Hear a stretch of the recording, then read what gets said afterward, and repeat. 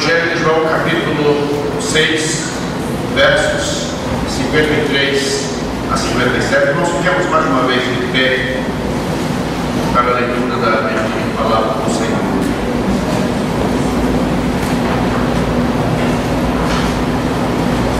Jesus, pois, lhes disse: na verdade vos digo que se não comerdes a carne do Filho do Homem e não beberdes o seu sangue, não tereis vida em vós mesmos. Quem come a minha carne e bebe o meu sangue tem a vida eterna, e eu o ressuscitarei no último dia. Porque a minha carne verdadeiramente é comida, e o meu sangue verdadeiramente é bebida. Quem come a minha carne e bebe o meu sangue permanece em mim e eu nele. No verso 57, assim como o Pai que vive me enviou e eu vivo pelo Pai, assim quem de mim se alimenta também viverá por mim. Que o Senhor aplique aos nossos corações a leitura de sua santa palavra linda. Amém. Vamos encerrar.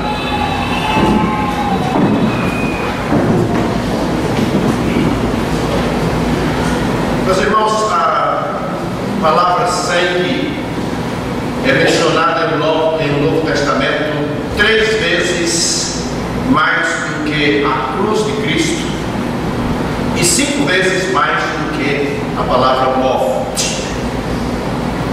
Nós temos na Bíblia 66 livros e em 47 livros das Escrituras Sagradas nós temos a menção da palavra sangue. O livro de Levítico tem 27 capítulos. E nestes 27 capítulos de Levítico nós temos a menção da palavra sangue 81 vezes. E um pontinho de sangue, tamanho da letra O. Você pode verificar na sua Bíblia e encontrar a letra O. Um pontinho de sangue desse tamanho contém 5 milhões de glóbulos vermelhos, 300 mil plaquetas e 7 mil glóbulos brancos. Nós temos aproximadamente de 6 a 7 litros de sangue. Agora você faça um cálculo de quantos milhões de glóbulos vermelhos nós temos em nosso corpo. Se em um pontinho, tamanho da letra O, nós temos 7 milhões de glóbulos vermelhos. Por esta razão, o salmista orava dizendo: ó Senhor, graças te dou, porque de um modo maravilhoso fui formado. Irmãos, o sangue é um verdadeiro oceano carregado de matéria viva. Eu li que os epiléticos romanos, eles se atiravam nas arenas e bebiam o sangue dos gladiadores moribundos por acreditarem na força, no vigor que iriam adquirir sorvendo o sangue daqueles que estavam a morrer. Os membros da tribo Maasai, uma tribo africana, ainda hoje eles comemoram seus banquetes degolando vacas e cabras e bebendo sangue ainda quente. Não faz muito tempo passou um programa aí, ou está passando, chamado Tribos, e quem acompanhou viu algumas destas festas sendo realizadas por algumas tribos onde o sangue é a bebida principal daqueles banquetes. E nas relações humanas, o sangue tem assim uma aura mística, quase sagrada. No juramento de sangue se estabelece um acordo quase inviolável. Os antigos costumavam, ao fazer o juramento, cortarem um membro do corpo, um dedo, e assim juntarem o sangue de um ao sangue do outro e fazerem um pacto, e aquele pacto era chamado pacto de sangue, um pacto quase que inviolável. Na minha terra, entre a minha família, especialmente os irmãos da minha mãe, quando eles eram afrontados, quando a honra era ultrajada, só havia um meio de lavar a honra, com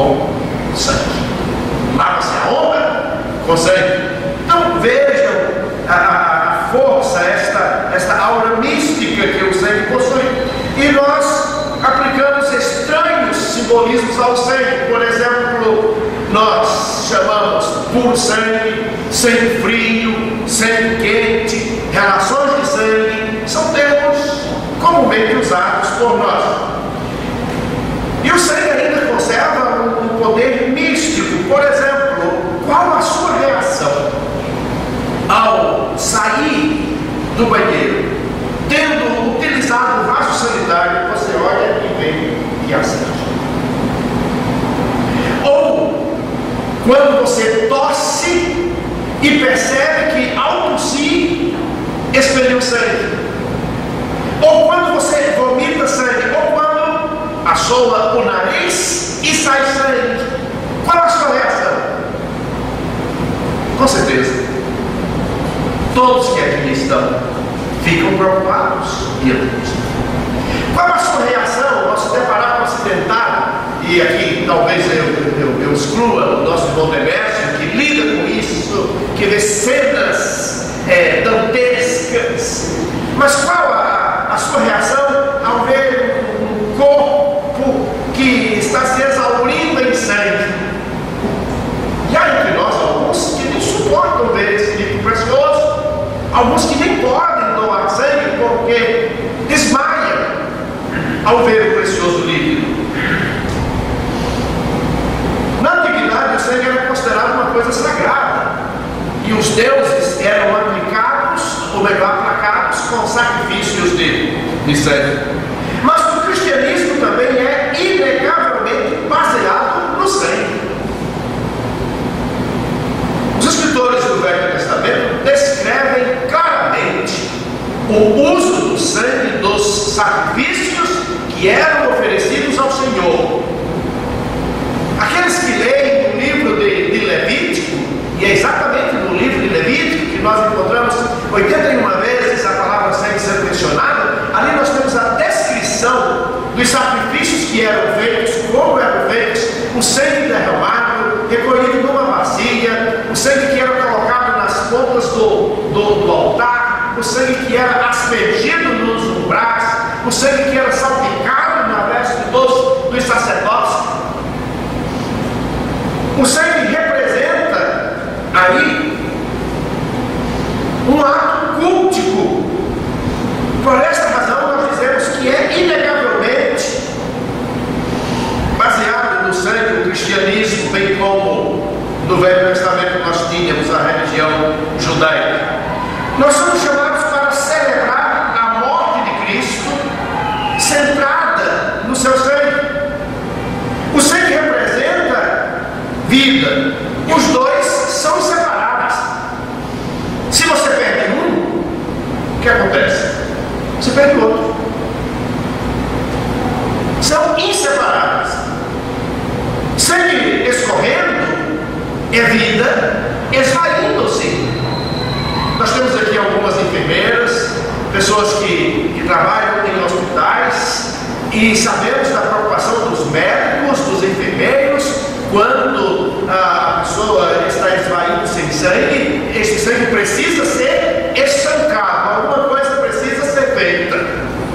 E eu lembro quando minha irmã mais velha, com 10 anos de idade, fazendo uma ração do gado, ela decepou o dedo polegar esquerdo e aquela parte nunca foi encontrada.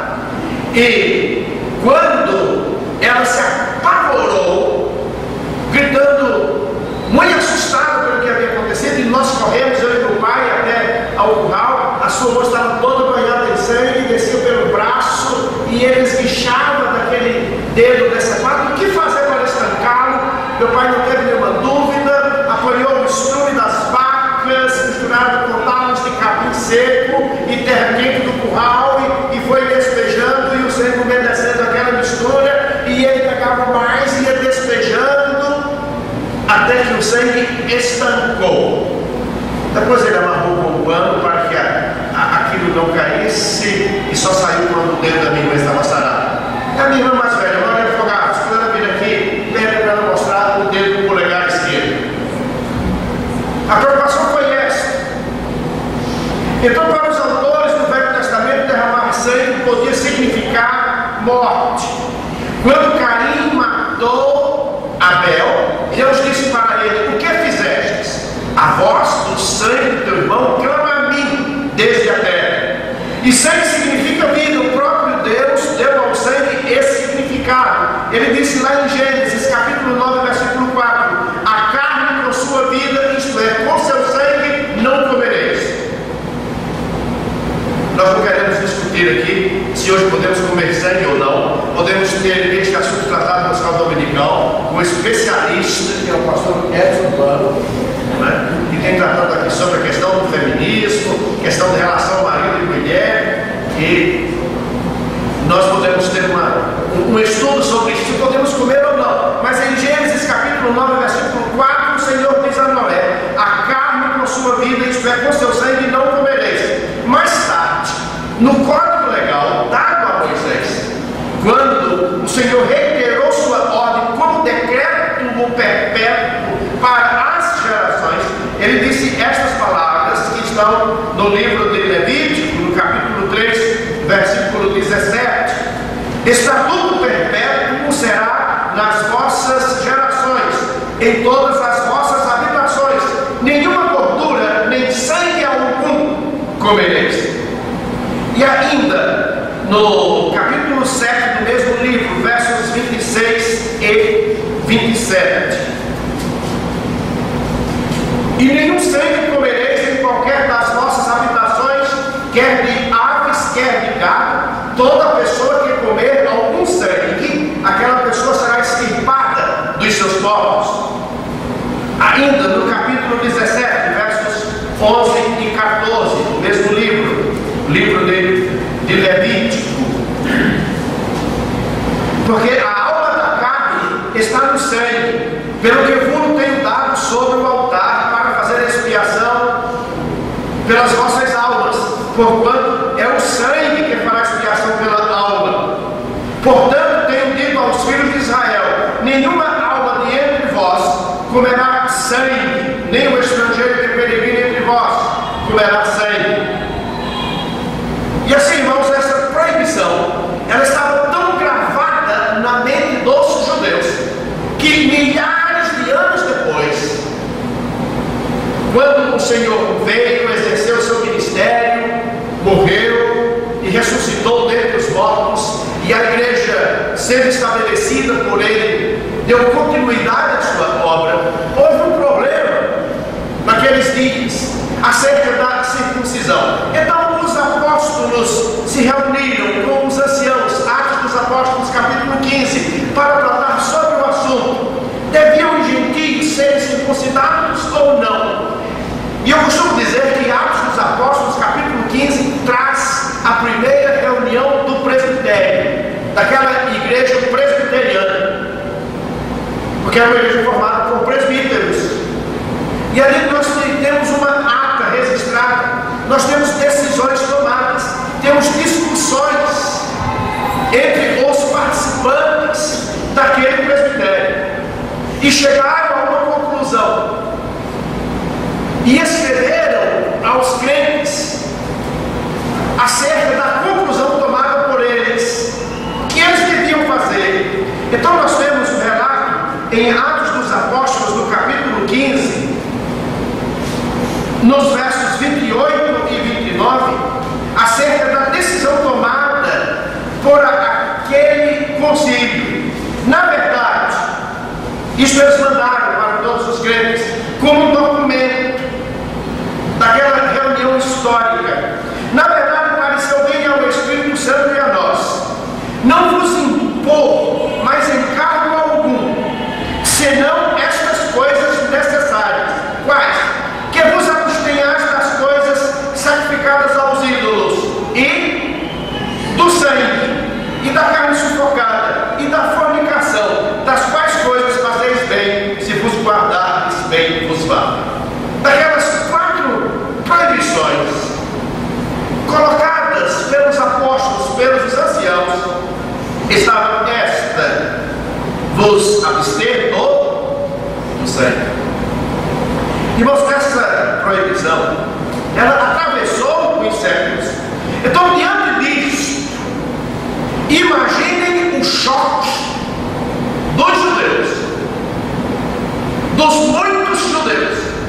que ouviam o Senhor Jesus e ouviram quando ele disse estas palavras que nós lemos no início, capítulo 6, versos 53 a 57.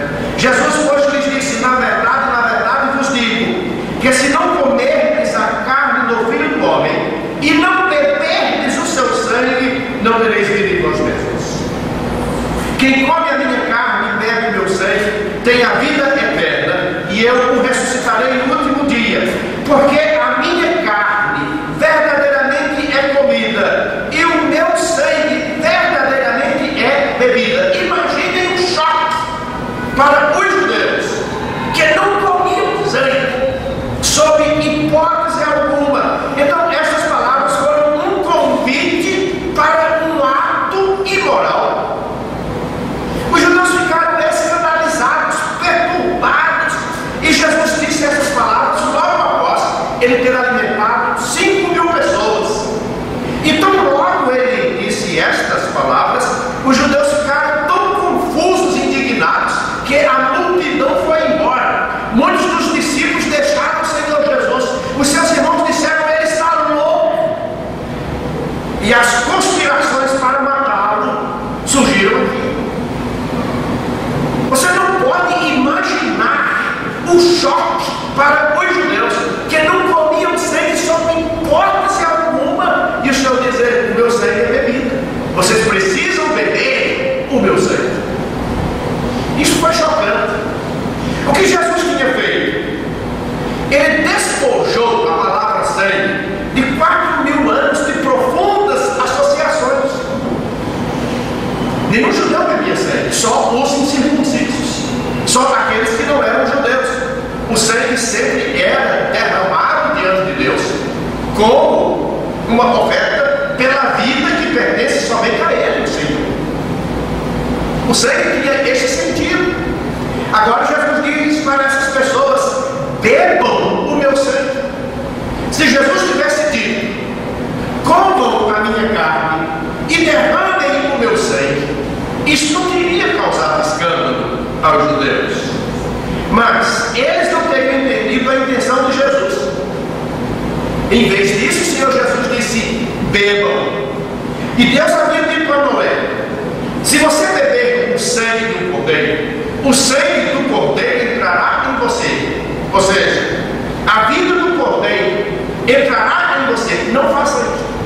Jesus disse: se você beber o meu sangue, a minha vida entrará em você. Faça isso. Quando celebramos a ceia, e daqui a alguns instantes nós vamos participar da ceia, e muitos aqui terão que realmente se desligar de toda a movimentação que está acontecendo em razão do jogo que passou. Agora nós estamos fechados neste recinto com outro propósito. Não importa se é que você é o perdedor ou o vencedor. Em Cristo somos mais do que vencedores. Eu sei que para alguns é difícil estar se desligando do que assistiram, do que ouviram e das manifestações, que são as manifestações dos vencedores. Isto é natural. Mas daqui a alguns instantes eu estou chamando a atenção dos irmãos para este fato, porque daqui a alguns instantes nós estaremos participando da ceia do Senhor. E quando celebramos a ceia, Jesus quer que não incluamos apenas a lembrança da sua morte no passado. Verdadeiramente devemos também nos lembrarmos de que Ele morreu por nós. Fazer isso todas as vezes que eu comer em memória de mim. Fazer isso todas as vezes que eu beber em memória de mim. Mas também o Senhor quer que nós percebamos a sua vida presente e a sua vida em nós. Porque não podemos viver sem o sustento que há da vida do Senhor. Não podemos viver sem o sustento que a vida dele nos dá. Então essa cerimônia que nós chamamos de Eucaristia ou Santa Ceia, oficialmente ela remonta à última noite em que o Senhor Jesus esteve com os discípulos. Aqueles momentos foram únicos.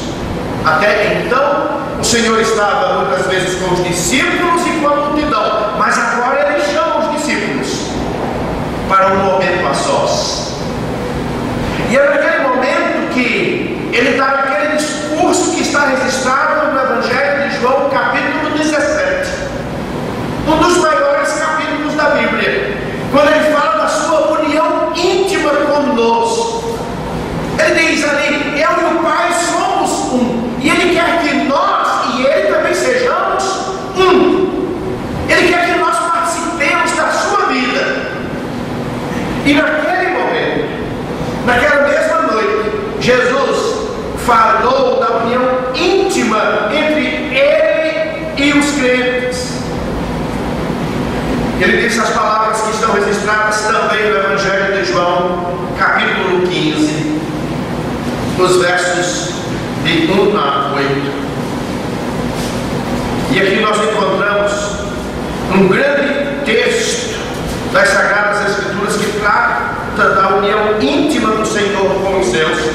Ele disse naquela ocasião, diante da mesa que estava posta com pão e vinho, o Senhor iria celebrar a primeira ceia, que seria continuada pela sua igreja, e deve ser continuada pela sua igreja até aquele dia em que Ele a celebrará com todos os remidos do Senhor nas nações celestiais. Então Ele disse: eu sou a videira verdadeira e meu Pai é o lavrador. Toda vara em mim que não dá fruto, atira e limpa toda aquela que dá fruto, para que dê mais fruto. Ele disse: vós já estáis limpos pela palavra que eu vos tenho falado. Estai em mim e eu em vós.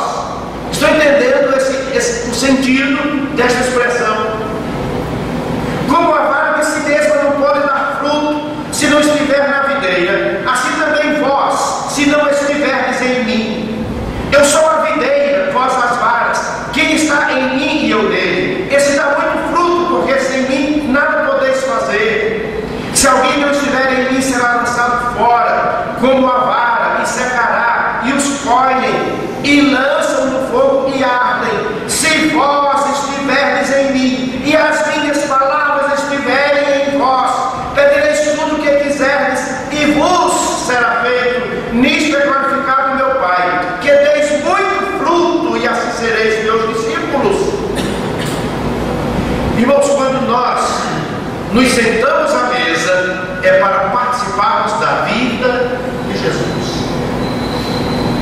Tenhamos esta consciência, porque muitos de nós participam da ceia do Senhor sem entenderem o seu real significado.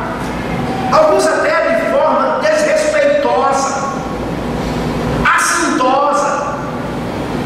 Mas este momento em que celebramos a ceia do Senhor, sacramento instituído por Ele mesmo, é de grande importância para todos nós. O Senhor disse: a minha carne é verdadeiramente comida, o meu sangue é verdadeiramente bebida. Todo aquele que come a minha carne e bebe o meu sangue permanece em mim e eu nele. E na semana que passou, quando eu estava preparando este sermão, eu parei aqui e fiquei pensando quão perigosamente estão aqueles que foram disciplinados pela Igreja do Senhor Jesus.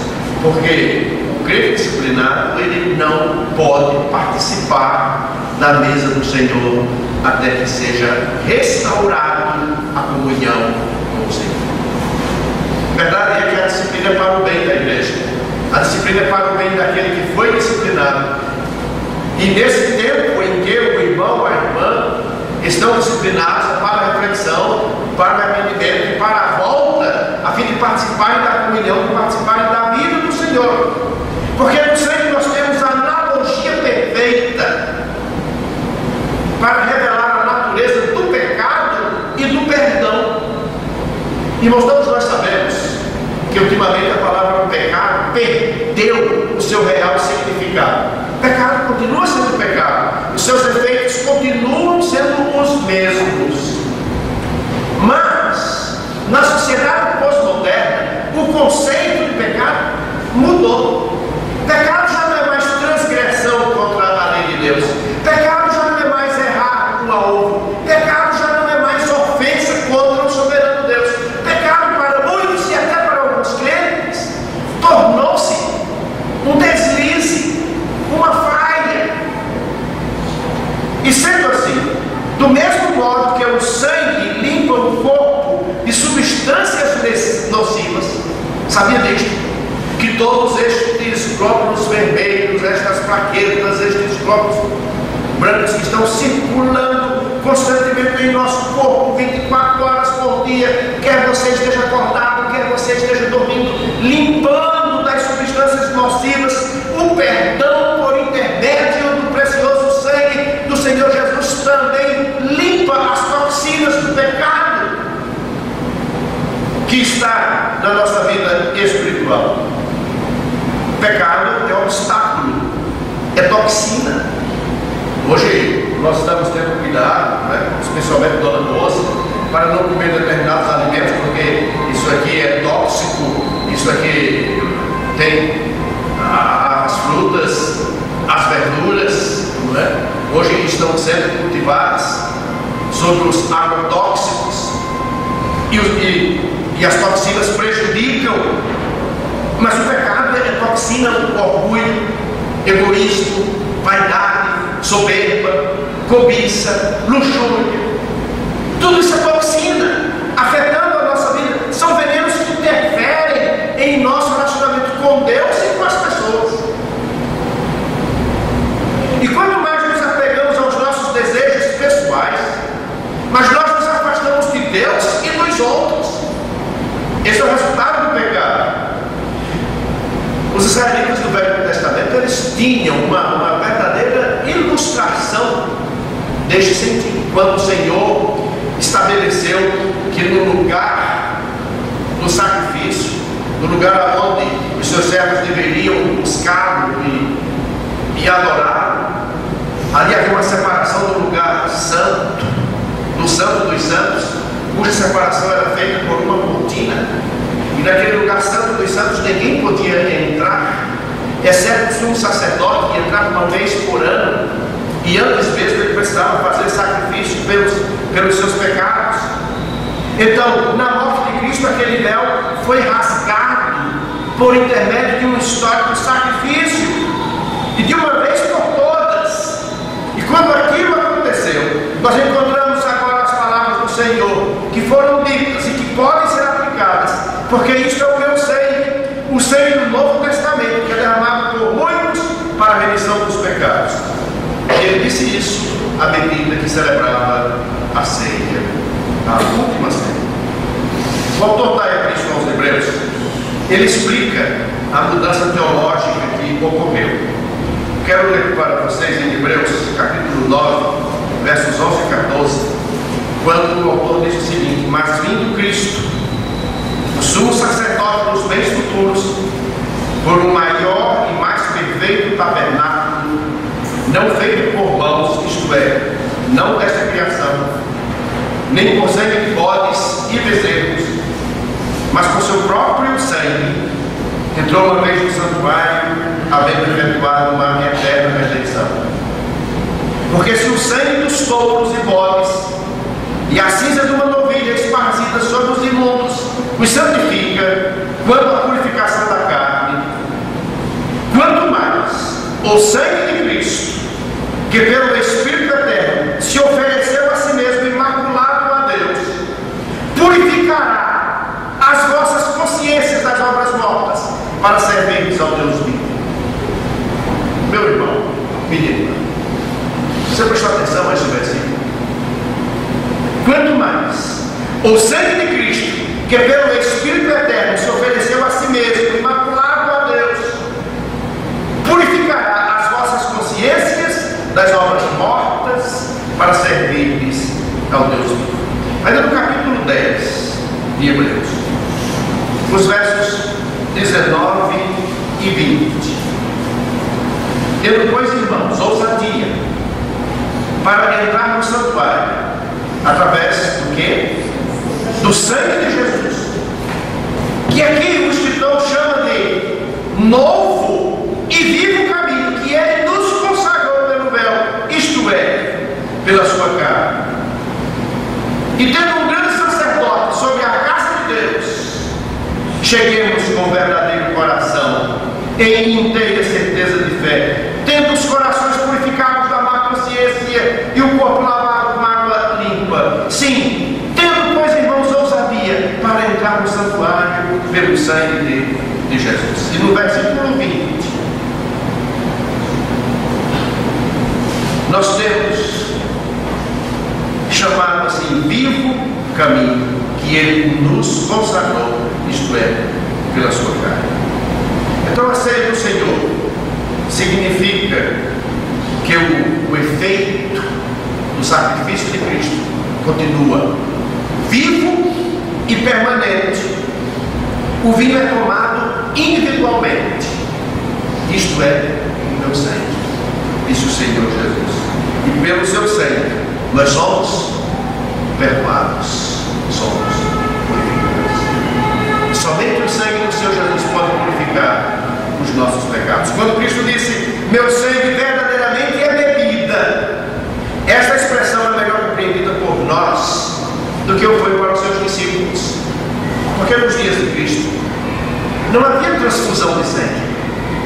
Ninguém conhecia isto. E nós sabemos o que é uma transfusão de sangue.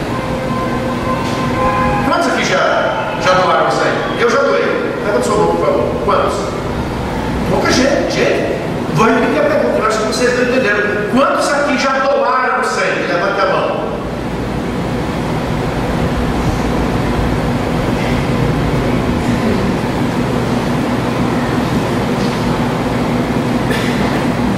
Pode ser 6 pessoas.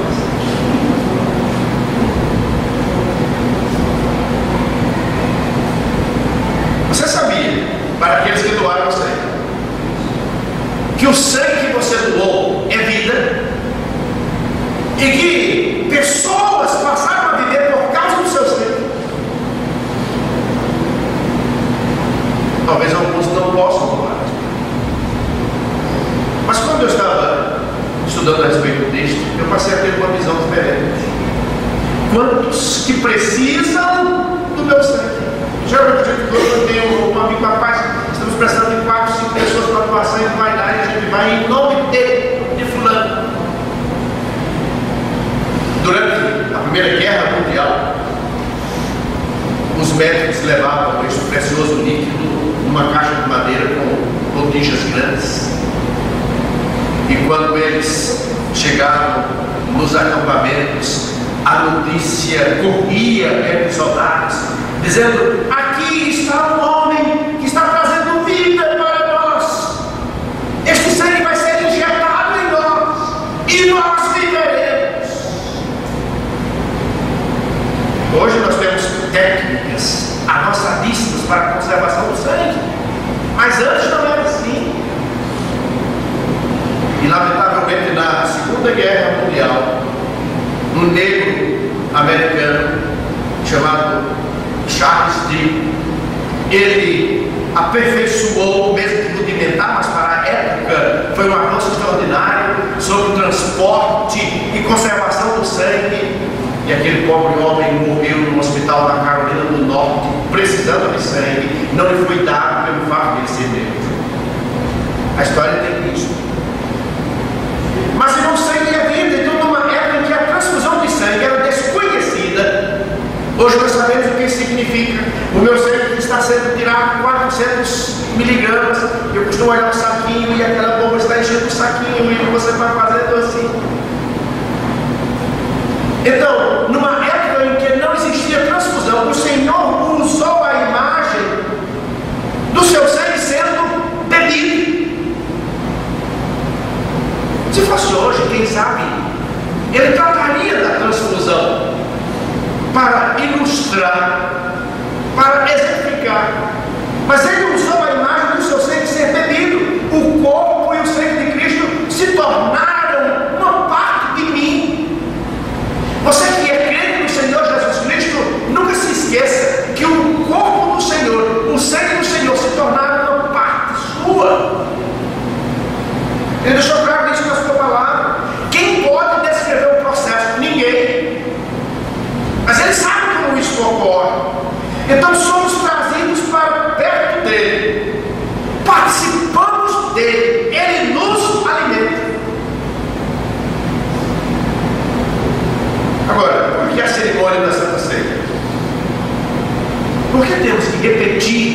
este ritual? Por uma razão. O rito físico, partilhar do pão e do vinho, é um veículo material para a presença de Deus. Muitos crentes não se apercebem da importância da celebração da ceia do Senhor. Foi um sacramento instituído pelo Senhor. Ele está presente neste sacramento. E como se processa para que nós entendamos este ritual, o uso destes elementos físicos, pão e vinho? Vamos ilustrar como se processa a nossa relação pessoal. Nós necessitamos usar palavras. Esboçamos um sorriso. Às vezes a expressão do nosso rosto demonstra que não estamos satisfeitos com determinada coisa. Um aperto de mão, um abraço, um beijo, tudo isso tem o seu significado. É assim que se processa a nossa relação pessoal. Essas atitudes expressam o que a outra pessoa está querendo transmitir. Lembra-se quando você era pequeno, e eu escuto sempre isso, alguém dizer: quando eu era pequeno só bastava minha mãe olhar para mim. Você entendia o que ela estava querendo dizer com o olhar, e você saía quietinho. O pai, né? Só bastava o seu pai olhar para o senhor. Então é assim que nós nos comunicamos, é assim que se processa essa relação. A vida humana, irmãos, ela é sacramental do começo ao fim. E as coisas materiais são frequentemente utilizadas através de elementos. Por exemplo, anéis de casamento, que nós chamamos de aliança, tem um significado. Insígnias, distintivos. Nós temos 3 grandes times aqui em Recife. Cada time tem o seu distintivo. Você se identifica com aquele distintivo.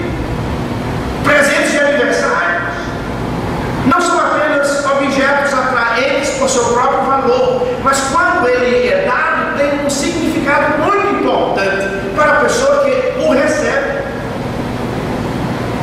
Tem um irmão aqui, não vou citar o seu nome, porque se você deve ficar bravo pra caramba. Quase toda semana ele me dá uma coisinha.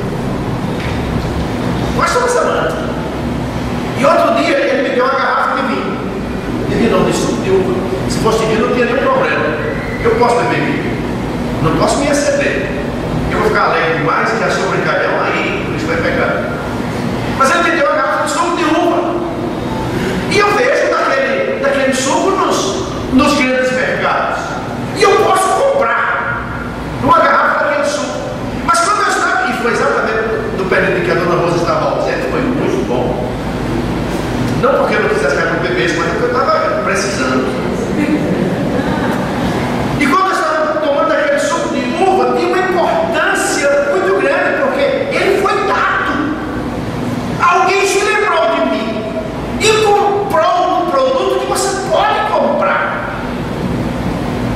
E ao tomar, eu estava lembrando daquele que o deu. Então, quando isto é dado no seu contexto apropriado, aquilo torna-se o quê? Um tipo, passa a ter um significado. Eu costumo dizer que o maior presente de aniversário que eu recebi da minha vida foi de uma garotinha lá do Ibura, paupérrima, que morava numa casa coberta de papelão. Ela me deu um sabonete do mais simples que você possa imaginar. Eu devo ter esquecido alguns presentes mais caros, mas daquele eu nunca me esqueci. Essa relação do dar. Então, um presente simboliza um sinal de boa vontade, de afeição, de honra. Então, irmãos, as coisas, elas passam a ter significado através do ato. Então, o objeto em si não significa muita coisa, mas quando dado em determinado contexto, ele vale muito. Passa a ter um sentido realmente espetacular. O pão e o vinho são meramente pão e vinho. Mas, nesse contexto de celebração da ceia do Senhor, pão e vinho passam a ter um significado todo especial, sagrado, demonstrando a presença do Senhor, nosso Deus. Não coma o pão como se você estivesse comendo pão em sua casa. Não beba o vinho como se você estivesse bebendo em sua casa. Saiba que este pão e este vinho passam a ter um significado todo especial. Este é o meu corpo, diz o Senhor, que é dado por nós. Este é o meu sangue, que é derramado por nós. Bebei dele, bebei do sangue, do meu sangue, disse o Senhor Jesus. Aproprie-se da minha vida. E sob a antiga aliança, os adoradores traziam sacrifícios para o Senhor. E realmente era um sacrifício. Conduzir animais, você sabe lá o que é? Levar bois, ovelhas, alguns de longas distâncias para serem sacrificados. Então eles levavam, eles estavam, mas agora, na nova aliança, os crentes recebem os símbolos do trabalho que foi consumado pelo Senhor Jesus Cristo. Tudo está consumado. Agora é o Senhor quem traz para nós. Não somos nós que levamos o sacrifício para Ele. Ele diz: isso aqui é o meu corpo, que foi dado por você. Esse aqui é o meu sangue, que foi dado por você. Coma, beba, aproprie-se da minha vida. E quando nos aproximamos da mesa, nos aproximamos conscientes de que vivemos em um mundo distante de Deus, em um mundo que se rebela contra Deus. Aí, durante a semana, nos pegamos com algumas dúvidas, atrapalhamos com as nossas falhas, os pecados imbatíveis, as dores, as mágoas. É nessas condições, fracos, machucados, maltratados, que somos chamados à mesa com Cristo para celebrar a vida. Aí experimentamos o gracioso fluxo do seu perdão, do seu amor, da sua cura. Cristo disse ao apóstolo João: eu sou aquele que vive.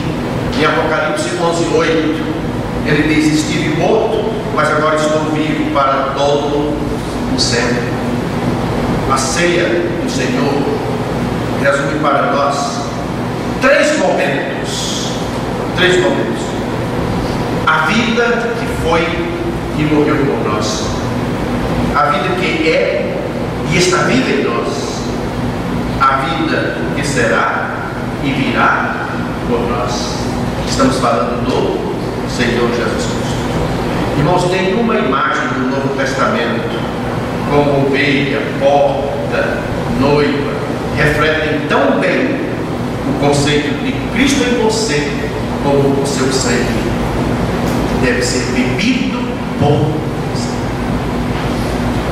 O Senhor disse: isto é o meu sangue, o sangue do Novo Testamento, que é derramado por muitos para a remissão dos pecados. Bebei de todos. Mateus 26, 28 e 27. Hoje, quando participamos do vinho da comunhão, é como se o Senhor, o nosso Senhor, estivesse dizendo: este é o meu sangue, o qual foi fortalecido e preparado para você. Esta é a minha vida, a qual foi vivida por você e que agora pode ser partilhada por você. Você acredita? No momento que vamos agora participar da ceia, nós estamos participando da vida do Senhor Jesus Cristo. Quando você estiver cansado, abandonado, derrotado, depressivo, exausto, você poderá usar as forças do Senhor. Você poderá partilhar do seu espírito. Ele disse: eu venci o mundo por você. E eu quero concluir lendo alguns versículos do livro do Apocalipse. Primeiro, Apocalipse capítulo 5. os versos 6 a 10. E olhei, e eis que estava no meio do trono e dos 4 animais viventes, e entre os anciãos um cordeiro como havendo sido morto, que tinha 7 pontas e 7 olhos, que são os 7 Espíritos de Deus enviados a toda a terra. E veio e tomou o livro da destra do que estava assentado no trono. E havendo tomado o livro, os 4 animais, os 24 anciãos, prostraram-se diante do cordeiro, tendo todos eles harpas e salvas de ouro cheias de incenso, que são as orações dos santos, e cantavam um novo cântico, dizendo: digno és de tomar o livro e de abrir os seus selos, porque foste morto, e com o teu sangue compraste para Deus homens de toda a tribo e língua e povo e nação, e para o nosso Deus os fizeste reis e sacerdotes, e eles reinarão sobre a terra. Com o teu sangue compraste para Deus homens de toda raça, tribo e língua e povo e nação. Ainda no capítulo 7 do Apocalipse, versos 9 a 14.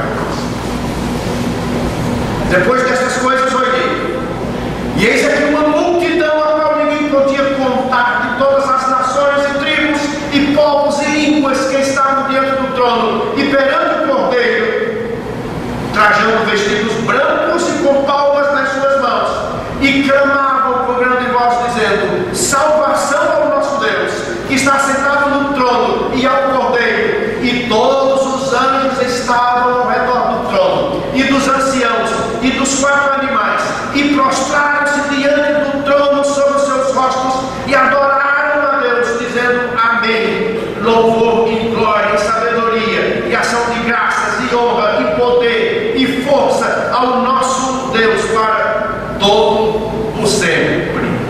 E um dos anciãos me falou, dizendo: estes que estão vestidos de vestidos brancos, quem são? De onde vieram? E eu disse-lhes: Senhor, tu sabes. E ele disse-me: estes são os que vieram de grande tribulação e lavaram os seus vestidos e os branquearam no sangue do cordeiro. Ainda outra passagem, Apocalipse 12, versos 10 e 11. E ouvi uma grande voz no céu que dizia: agora chegada está a salvação, e a força, e o reino do nosso Deus, e o poder do seu Cristo, porque já o acusador de nossos irmãos é derribado, o qual diante do nosso Deus os acusava de dia e de noite, e eles o venceram. Como? Pelo sangue do cordeiro e pela palavra do seu testemunho. Irmãos, pelo sangue do Senhor somos mais do que vencedores. Quero convidar o ministério a adorar, para que juntos fiquemos de pé e louvemos ao Senhor com aquele cântico: aleluia, ao Cordeiro Santo de Deus.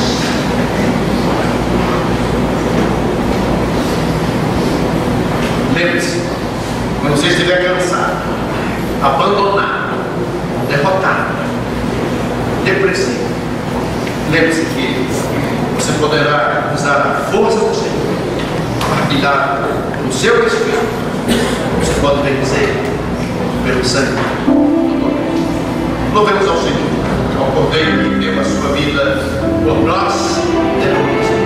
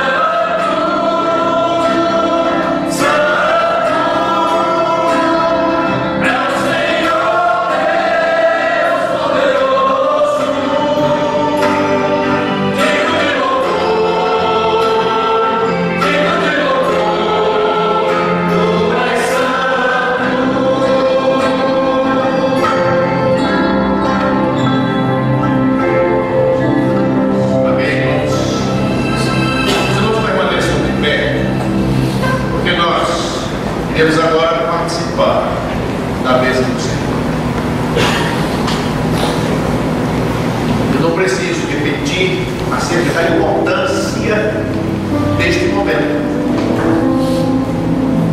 O Senhor quer não só que nos lembremos da sua morte, mas que também estejamos cientes da sua vida.